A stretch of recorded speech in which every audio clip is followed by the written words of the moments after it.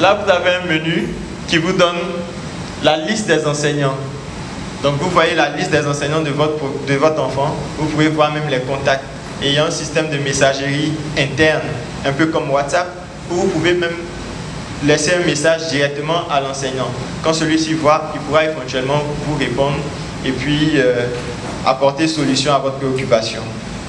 Ensuite, nous avons l'emploi du temps. Donc là, vous avez l'emploi du temps. Donc vous saurez plus ou moins, est-ce que l'enfant aujourd'hui il a cours, est-ce qu'il n'a pas cours. Vous serez informé en temps réel de tout ce qui se fait dans l'établissement. Après, vous avez une liste de matières et puis les volumes horaires. Et puis vous avez un volet aussi qui est très important, je pense, pour les écoles, c'est le volet comptabilité. Parfois, on peut envoyer des rappels aux parents, ils ne vont pas forcément réagir, ou la note ne va pas forcément arriver à la maison. Mais là, directement de l'application, le parent, il voit des notifications qui lui disent « Ah, écoute, il y a la scolarité à payer. » Et lui-même, au lieu de chercher à savoir à chaque fois, peut-être combien je dois, je ne me souviens même pas, est-ce que j'ai jeté ce reçu ici? Mais ici, tout est digitalisé en fait. La liste de ses paiements à l'école apparaît ici en fait. Donc, il sait automatiquement quel est son solde, combien il doit, il sait tout en fait. Donc ça lui permet de gérer au mieux son temps avec l'école. Après, ici, comme je le disais tantôt, un système de messagerie instantanée où les parents peuvent laisser communiquer avec l'enseignant. C'est tel que WhatsApp en fait. Aujourd'hui, on peut avoir même des bulletins, des livrets scolaires, tout ça, mais tout ça c'est encore sous format papier. Qu'adviendra-t-il si on le perd? Qu'adviendra-t-il si il y a beaucoup de risques en fait?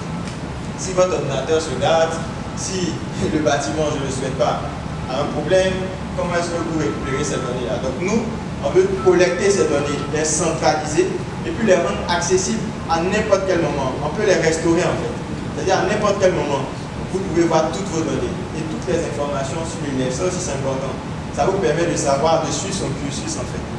Depuis le début, depuis sa date d'entrée dans votre école jusqu'à la fin, vous saurez plus ou moins qu'est-ce qui s'est passé. Et ça de façon numérique.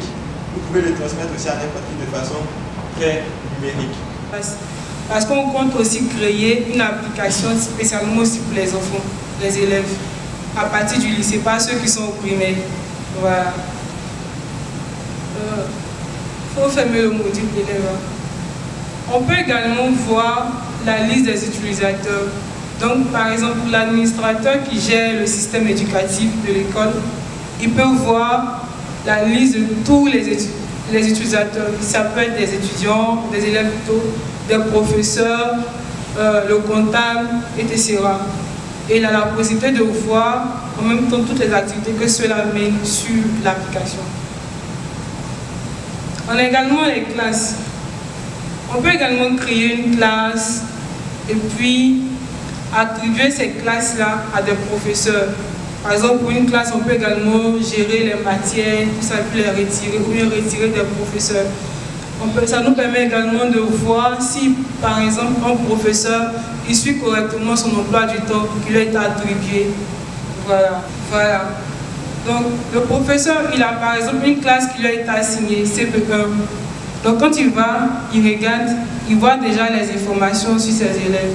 Ça lui permet déjà, avant même de commencer la rentrée, d'avoir un aperçu des élèves qui vont enseigner. Ce qui est déjà un très bon point. Généralement, quand on a cours avec une nouvelle classe, on ne connaît pas les élèves, alors qu'ici, on nous donne déjà la liste des élèves qu'on va enseigner. Et aussi la sécurisation encore de ces informations-là, pour permettre de telle sorte que si dans 5 ans, vous voulez voir des informations, vous pouvez encore revenir en fait voir ces informations-là. Donc ça nous a pris 1 an pour faire les différents tests. Ce n'est pas quelque chose qu'on a voulu accélérer. C'est pour ça que vous voyez qu'on fait le lancement juste en fin d'année scolaire. On aurait pu lancer un peu plus tôt, mais on s'est dit non, finissons les tests. Et après d'avoir fait une batterie de tests, maintenant on a vu que tout était concluant, tout fonctionnait comme on le voulait. Donc on dit ok, aujourd'hui on peut le mettre maintenant à la disposition de toutes les écoles pour les accompagner dans leur processus de digitalisation. Je vais vous rappeler que j'ai un cousin, et là c'est pas une blague, c'est une réalité, j'ai un cousin dont je m'occupe de la scolarité. Il a ça à lui, directeur des études du collège privé Primus, c'est situé à Cocody Abata. Je voudrais dire bravo au jeune homme et à la jeune fille. C'est extraordinaire. Tout à l'heure, mon collègue a parlé de révolution. Nous qui sommes de la vieille école, voyez-vous, à l'époque, ce document-là, l'Internet, quand c'était arrivé, les ordinateurs, on était déjà gestionnaire, moi j'étais déjà censeur, mais et mon proviseur et moi-même avions peur de ce document-là, de cet appareil-là. Mais à la vérité, nous nous sommes rendus compte que c'est une véritable évolution.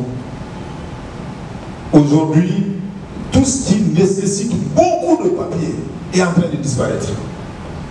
En fait, j'ai suivi vraiment avec passion la présentation de l'enseignement.